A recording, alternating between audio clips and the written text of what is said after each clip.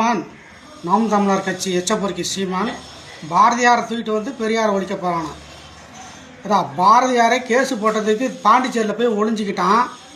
அவன் சும்மா ஒரு பாட்டு போட்டிக்காக கவிதை எழுதினான். அவங்க லைஃப்பில் ஃபாலோ பண்ணதே இல்லை. எழுதுனதை சாதிகள் இல்லையடி பார்ப்பான்னு சொன்னானே ஒழிய அவன் லைஃப்பில் ஃபாலோ பண்ணவே இல்லை.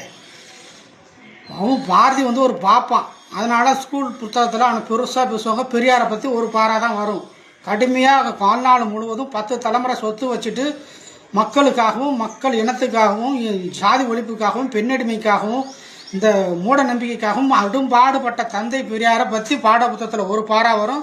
இந்த அயோக்கியனை பற்றி ஒன்றுமே செய்யலை, கடைப்பிடிக்கல, ஒரு போராட்டமும் பண்ணலை, யாருக்கு மக்களுக்காகவும் உழைக்கல. இவனை பற்றி நிறைய வரும் பாரதியாரை பற்றி. ஏன்னா அவன் பார்ப்பான். அதனால் பாப்பான்னா என்னன்னு உங்களுக்கு தெரியாது சில தத்திங்களுக்கு. அந்த பாப்பான் தூக்கிட்டு வந்து பெரியாரை ஒழிச்சிருவானா. ஏடா பெரியார் இறந்ததுமே தமிழ்நாட்டு மக்களே அழுதாங்க, தமிழ்நாட்டு மக்களே குமிஞ்சாங்க. அந்த பாப்பான் பாரதி பாப்பான் செத்தது 7 பேர் தாண்டா போனாங்க. தூக்கிறதுக்கு 4 பேர், கூட 3 பேர், அவ்வளோதான். இதுலேருந்தே தெரிஞ்சுக்கடா யார் நல்லவங்கன்னு. இதை விட நான் உதாரணம் சொல்லுமா? செத்தது 7 பேர் போனது நல்லவனா? செத்தது தமிழ்நாடே கதறிட்டு போணுச்சே, கும்பலாக போணுச்சு தந்தை பெரியார் இறந்ததையும். அரசு மரியாதையோடு அடக்கம் பண்ணாடா தந்தை பெரியாரை, மக்களுக்காக போராடினவரை. ஏடா 10 தலைமுறை சொத்து வச்சுட்டு சொகுசாக வாழாமல் ஏன்னா அப்படி இழிவுபட்டு கிடக்கு, பாப்பானுக்கு அடிமைப்பட்டு கிடக்கு. பாப்பா நம்மளை இழிவுபடுத்தி வச்சிருக்கிறான், சூத்திரனை வச்சிருக்கிறான், மனுஸ்மிருதியில் நம்மளை சூத்திரனை எழுதி வச்சிருக்கிறான், பாப்பாட்டிக்கு பிறந்த தேவடியா பையனை எழுதி வச்சிருக்கிறான். அந்த இழிவை நான் போக்காமல் நான் எப்படா நான் தூங்குறதுன்னு சொல்லி அவ்வளோ சொத்தை வச்சுக்கிட்டு அரும்பாடுபட்டவர். அவ்வளோ சொத்து அவர் சேர்த்து வச்சார்.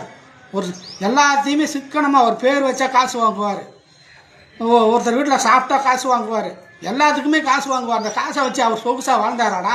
பள்ளிக்கூடம் கட்டினார், ஆஸ்பத்திரி கட்டினார், ஏழை மக்களுக்கு எவ்வளோ செஞ்சார். அவர் சொத்து கொள்கைக்காக பரப்பணும், எனக்கு வேண்டாம்னு சொல்லி பொதுவாக எழுதி வச்சுட்டு போனார். அதுக்காக தான் மணியம்மை மறுமணம் பண்ணார். செக்யூரிட்டி, சொத்துக்கு செக்யூரிட்டி வேணும்ன்ட்டு.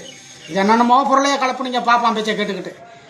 இப்போ தந்தை பெரியாரை ஒழிக்கிறதுக்கு பாரதியாரை தூக்கிட்டு வர எச்சப்பொறுக்கி சீமான் பாரதியாரை வச்சு நீ பெரியாரை வீழ்த்திடுவியா? பாரதியார் அவ்வளோ உத்தமரா? அவ்வளோ புரட்சியாளரா? அவர் செஞ்ச புரட்சி என்னடா? ஒரு வழக்கு போட்டதுக்கே போய் பாண்டிச்சேரியில் ஒழிஞ்சிக்கிட்ட பாரதியார் புரட்சி பண்ணாரா? வெயிலில் இருந்ததை விட ஜெயிலில் இருந்தது தான் தந்தை பெரியார் அதிகம். அவருக்கு நேருக்கு நேராக சந்திச்சு என்னை கைது பண்ணுங்கன்னு ஜெயிலுக்கு போனார். 10 தலைமுறை சொத்து வச்சுட்டு புழுவை பொறுக்கி போட்டு புழு சோறு தின்னார் தந்தை பெரியார். சுண்ணாம்பு சோத்தில் போட்டாங்க அவரை. மோல்டில் ஃபேன் இல்லைனாலே, கரண்ட் இல்லைனாலே, மோல்டு வீட்டில் இருந்தாலே வேகும். சுண்ணாம்பு சோத்தில் உள்ள போய் போட்டாங்க தந்தை பெரியாரை. அவ்வளோ செல்வந்தரை தெரியுமா? மக்களுக்காக அவ்வளோ கஷ்டப்பட்டிருக்கார் அவர். அவரை பாரதியாரை வச்சு நீ வீழ்த்திடுவ எச்சப்பொறுக்கி சீமான். பாரதியாரை வச்சு வீழ்த்திருவியா? பாரதியார் அவ்வளோ புரட்சியாளரா? பாட புத்தகத்தில் வரலாம். நிஜ வாழ்க்கையில், ரியல் வாழ்க்கையில் ஹீரோ என் தந்தை பெரியார் தான்டா. எச்சப்பொறுக்கி சீமான்.